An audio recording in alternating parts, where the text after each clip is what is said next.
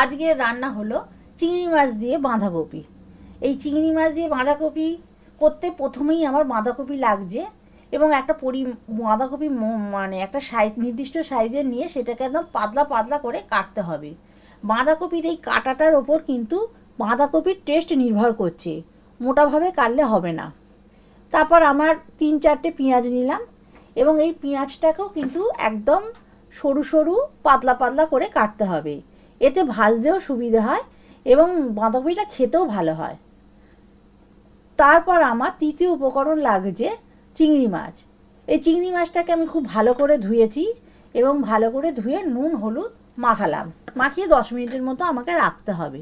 এই চিংড়ি মাছের পিঠে যে কালো শিরাটা থাকে ওটা কিন্তু আমি আগেই বাদ দিয়ে দিয়েছি। তারপর নুন হলুদটা মাখালাম। আমার কড়া এবার গরম হয়ে গেছে, গ্যাসে দিয়ে রেখেছিলাম। অল্প তেল দিয়ে দিলাম, সর্ষে তেল। এই রান্নাটা পুরো সর্ষে তেলেই হবে।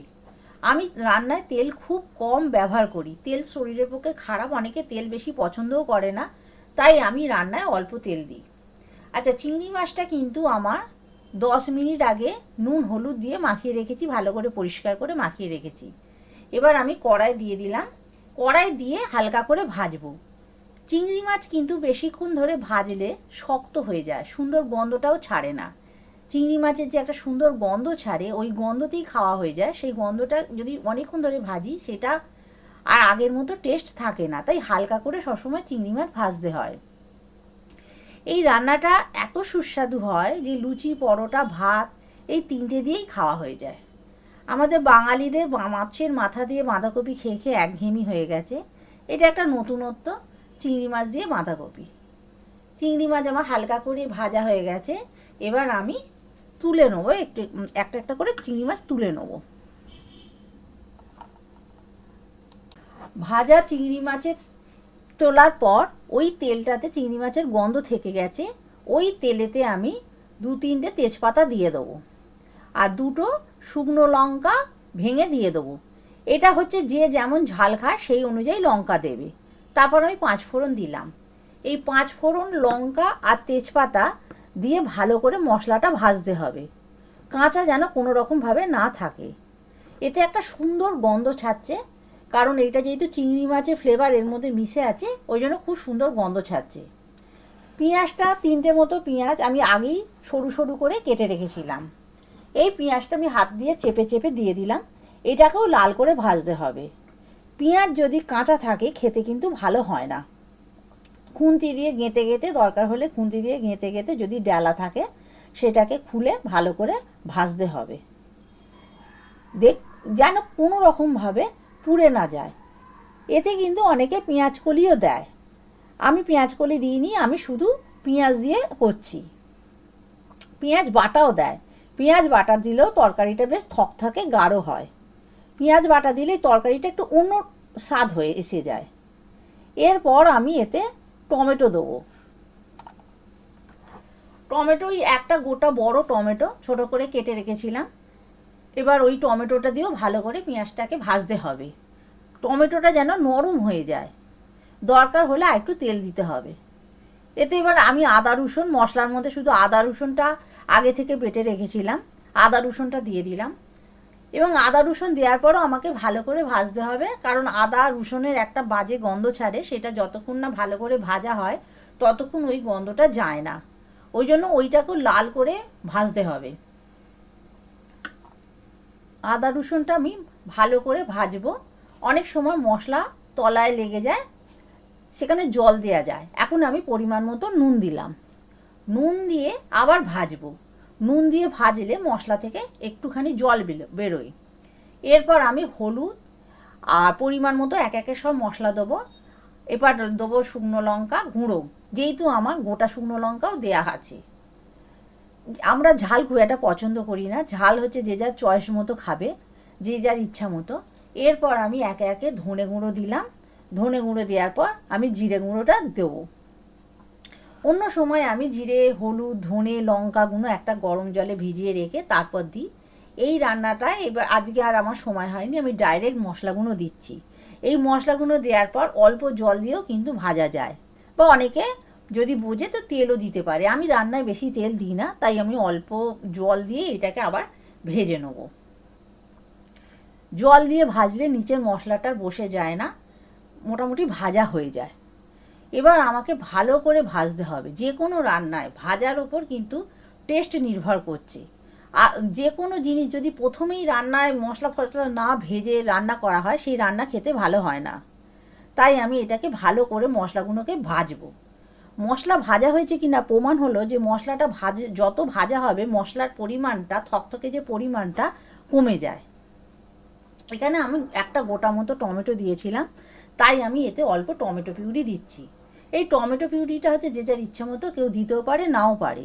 টমেটো পিউরিটা দিলে একটু মিষ্টি মিষ্টি খেতে হয়। আবার আমাকে খুন্তি দিয়ে ভালো করে মিশিয়ে নিতে হবে মশলাগুলো। অল্প জল দিলাম যাতে তলায় না মশলাটা বসে যায়।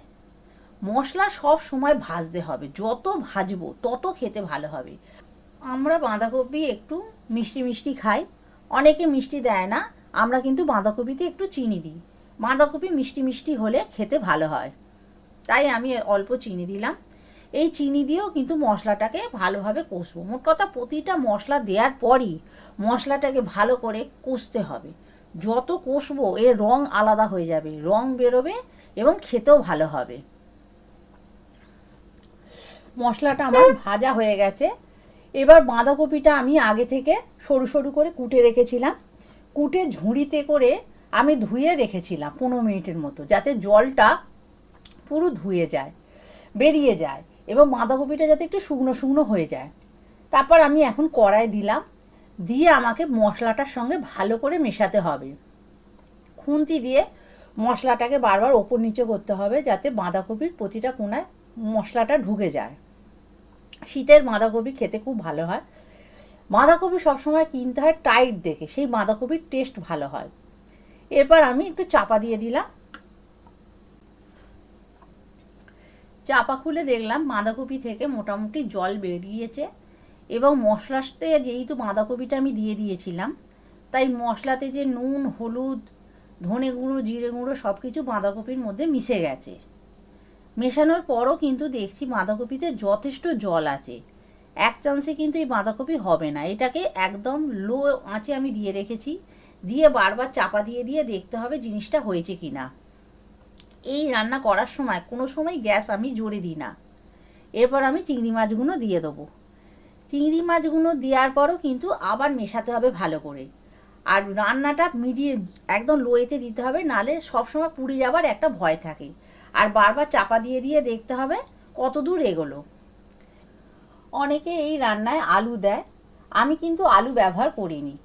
আলু দিলে কিন্তু ছোট ছোট করে আলুটা কুটে আগে থেকে ভেজে রাখতে হয়, ভেজে তারপর আলুটা দিতে হয়। আমি এতে আলু দিইনি। এই রান্নায় আর একটু আমাকে নুন দিতে হলো, কারণ আমি মশলাতেই একমাত্র নুন দিয়েছিলাম, বাঁধাকপিতে কোনো রকম নুন টুন দেওয়া ছিল না।